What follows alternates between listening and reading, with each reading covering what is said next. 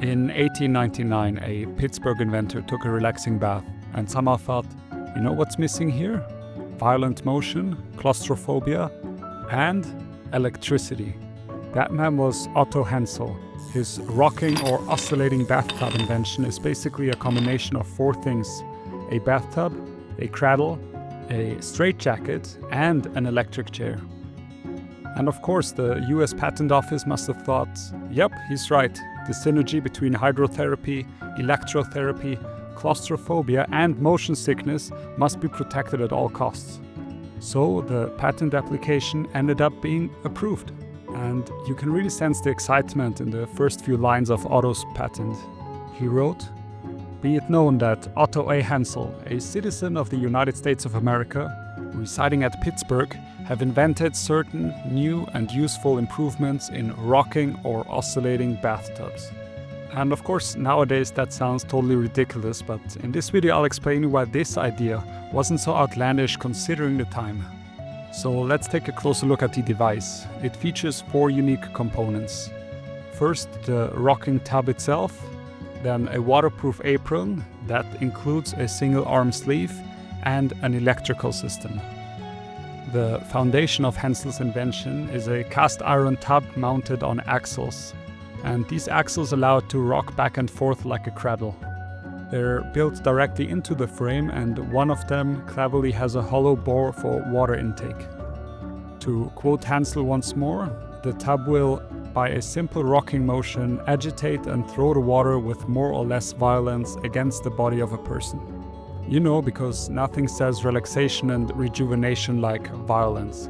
But to prevent too much violence, Hensel installed suitable strong power springs on both sides, and these would prevent any abrupt movement and give a gentle, easy motion to the occupant. And once you rocked your soul out, there are a few pins that you can use to secure the tub horizontally.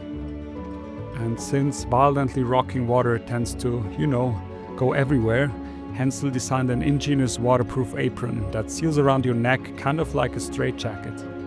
But unlike a straitjacket, you have arm sleeves. Well, actually only one arm sleeve.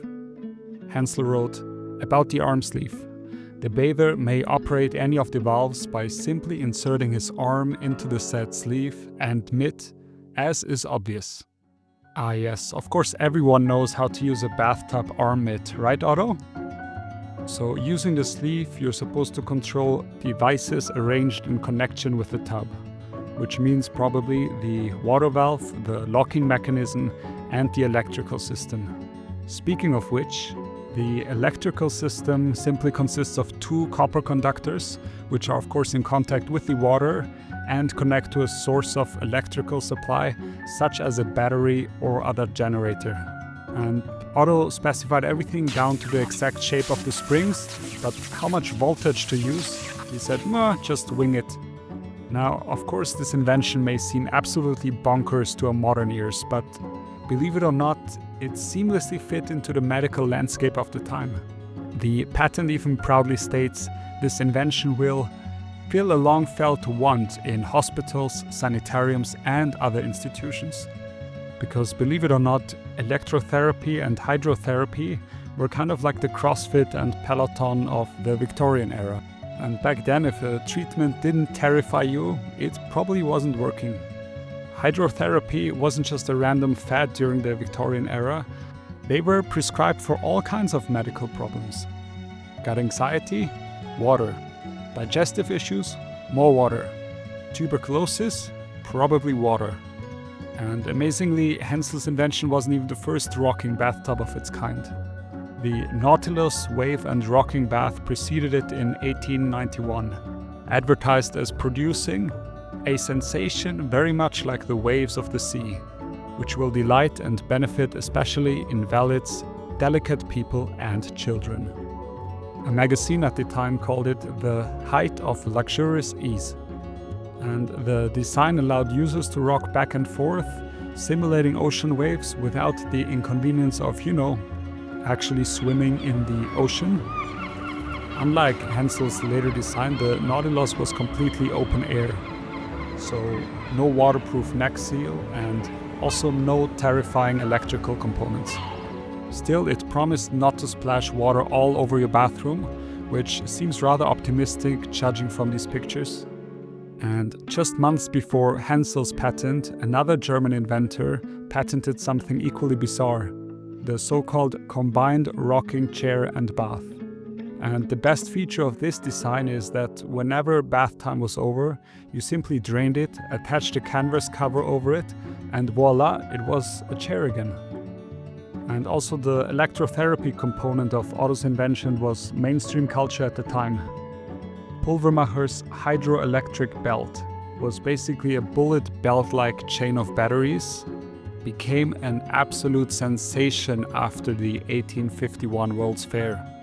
It had over 50,000 users each year. And similar to hydrotherapy, these devices claimed to cure literally everything from head to toe. Headache, electricity. Stomach ache, more electricity. Foot pain, you guessed it, even more electricity. Even the famous Charles Dickens ordered one for leg pain. In fact, his very last letter ever written was to Pulvermacher acknowledging the receipt of the device. And these electric belts were so fashionable that they even appeared in classic literature, where a pharmacist wearing the electric belt appeared absolutely irresistible to his wife. She felt a redoubling of her passion for this man. Nothing says romance like being wrapped in batteries. So naturally, both therapies were combined, and electric baths were a legitimate treatment offered at high-end medical institutions, such as the world-famous Battle Creek Sanitarium run by Dr. John Harvey Kellogg himself. Yes, that's right, that Kellogg, the cereal guy. And inside the walls of the sanitarium, wealthy patients such as Henry Ford would literally line up for sinusoidal electric baths, mechanical horse rides, and yogurt enemas, all of which were considered cutting-edge medicine at the time. But of course, we shouldn't blindly assume all of Kellogg's ideas were great. I could make a whole documentary on his pioneering efforts in pseudoscience and racial segregation. Otto's patent expired in 1917, and while Otto's invention shockingly never became a household staple, it was a courageous attempt to improve health through the latest technology of his time. And as with many fun inventions, the line between revolutionary innovation and comically dangerous contraption often depends entirely on historical context and basic safety standards. But who knows, maybe in 100 years or so, people will look back at our red light therapy caps and sensory deprivation tanks with the same horrified amusement.